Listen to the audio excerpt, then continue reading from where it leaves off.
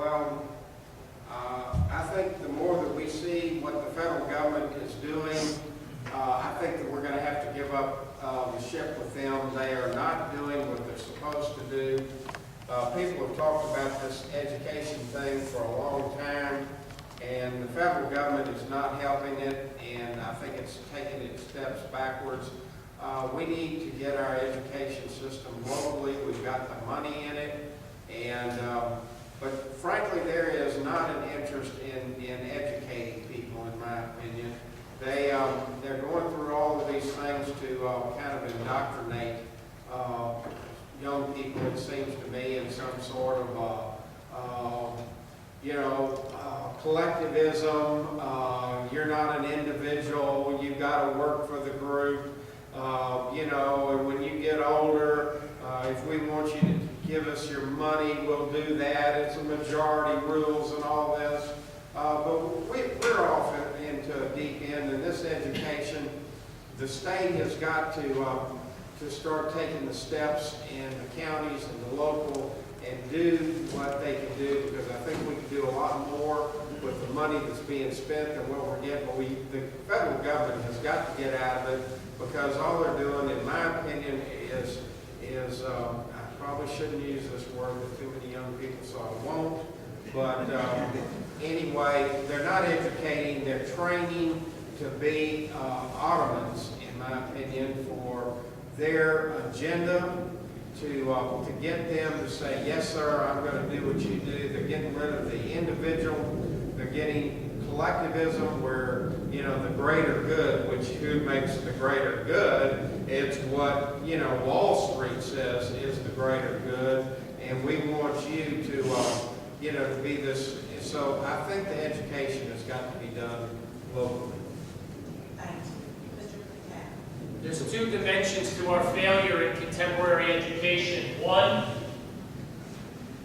the expanding role of the government and the bureaucracies that are involved, the fact that education has been taken away from the home and the community and has been brought all the way to Washington, D.C. That needs to be changed, and all of the decision-making and the pocket strings, all of that needs to be brought back closer to the parents, like I am right now with a 7-year-old and a 9-year-old, so that we can make decisions closely that affect the future progress of our children. That's one dimension. Charter schools, any opportunity for competition, for free markets, vouchers, any of the formula that we know will improve healthcare, that would improve any industry, would also improve our education if we applied free market principles. That's number one. The other piece, very quickly, is that we have to be honest about the failure of the family.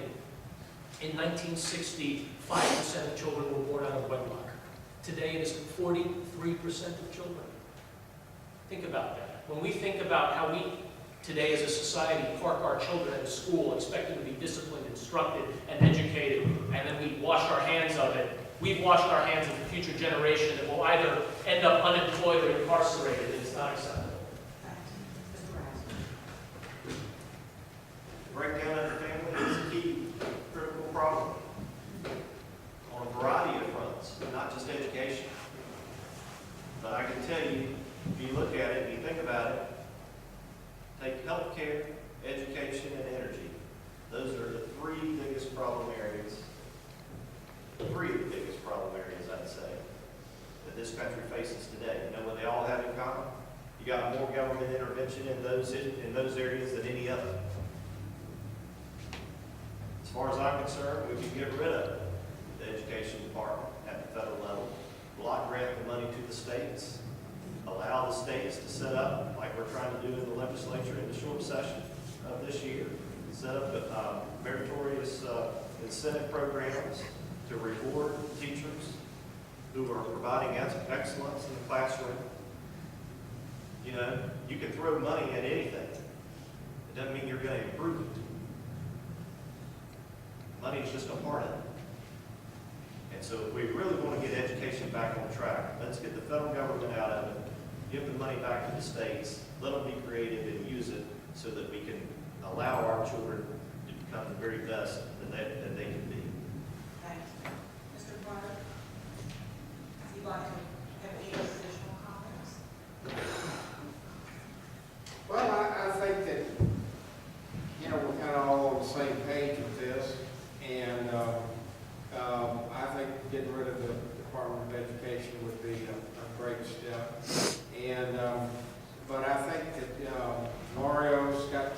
in school. I had children in school, and I was very concerned about their education, and I know that everybody that is in school or has children in school now, and this is where you can make it work, and you can solve the problems, and that's where it should be done, it can be done.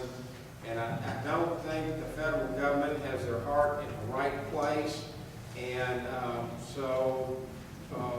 when you start having something that's gone astray, then you've got to solve it. And I think the more I think about it, it's got to be the states that are standing up to the federal government and just kind of ignore them, because they're not helping the situation. And we can do it better locally. Thanks. As we're kind of winding down, we've got a few more questions, but I think we would be remiss if we did not touch on everyone's favorite topic, which is taxes. Mr. McKenna, this question will go to you first, then to Mr. Rouser, then to Mr. Crowe, and then back to Mr. McKenna.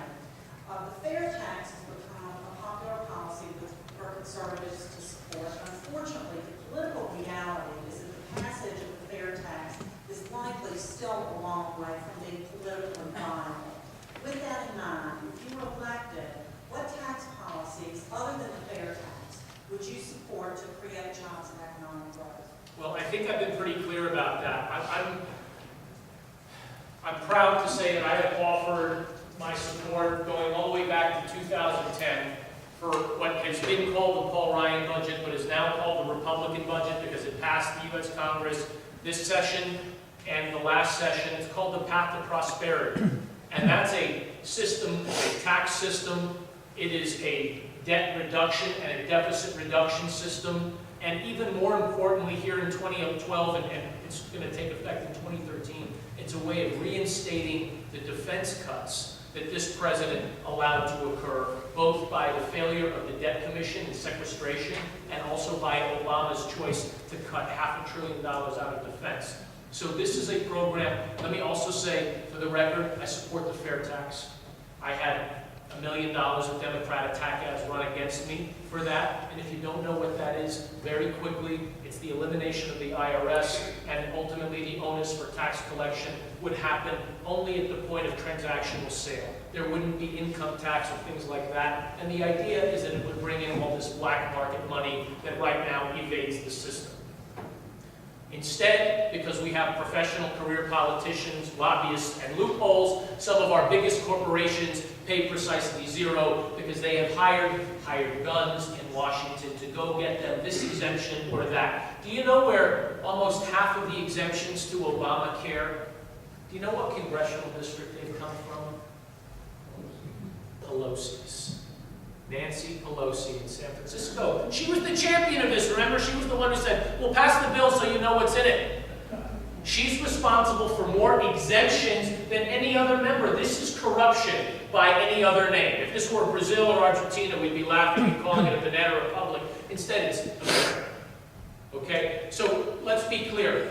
We have created a system that is so elaborate, so Byzantine, so, you heard David talk about 3 million pages in our tax code. We need to simplify it. The Path to Prosperity, the Republican budget, takes an effort. It doesn't go far enough for my taste, but it's something that's ready to begin in the next session. All the Republicans in Congress approved it. We just need a Senate that will get off of its tail.